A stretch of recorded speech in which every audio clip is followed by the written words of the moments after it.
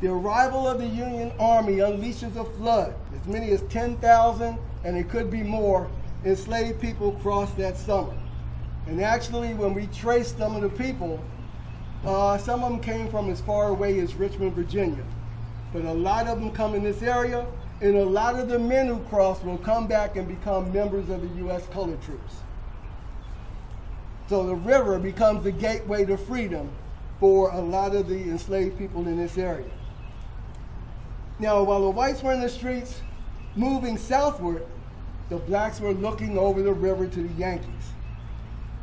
And Union officials, when John gets over there, starts asking all kinds of questions of him about the Confederate Army. And why were they doing that to John? Because they thought he was a white man. But John was already prepared, because John had stuffed his pockets with rebel newspapers. So he just distributed those newspapers to those Union soldiers. And then they asked him, he said, "You're not a Confederate, are you?" And he says, "No, I'm a colored man and a slave all of my life." And they asked if he wanted to be free, and he replied, "By all means." So this was the first night of his freedom, and it was Good Friday. So indeed, the best Friday that he had ever seen. And John declared himself a slave no more, and that's where David Blake gets that title for his book. You know, John was serving the Union Army as a mess servant, a hostler, and a general camp aide for Major General Rufus King.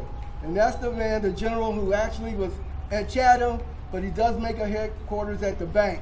And that's where hundreds of slaves would come, and they would get free passage to go to the north.